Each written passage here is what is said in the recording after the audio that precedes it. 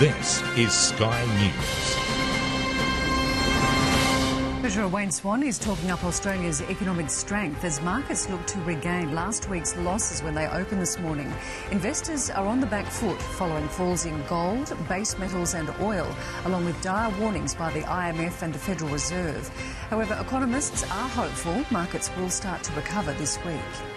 There are reports Tony Abbott is preparing his front bench for an election face-off with Kevin Rudd by the end of the year. The Daily Telegraph reports Mr Abbott called a special leadership meeting last Thursday in Canberra to wargame an early poll strategy. The paper says Mr Abbott and senior front benchers met to plan for a scenario that Mr Rudd would challenge for the leadership when Parliament resumes in 2 weeks.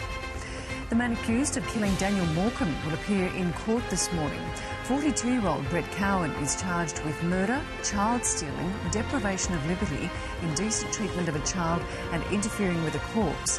Cowan's arrest last month follows an 8-year investigation into the teenager's disappearance.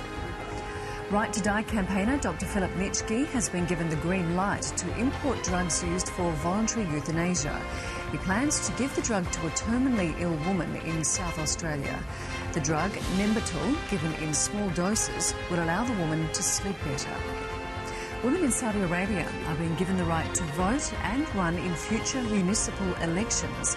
Saudi Arabia is an absolute monarchy and no political parties or national elections are permitted.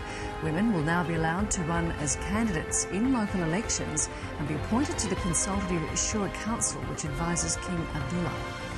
And in sport, Manly and the Warriors both plan to enjoy the week ahead of them as they prepare for Sunday's NRL Grand Final.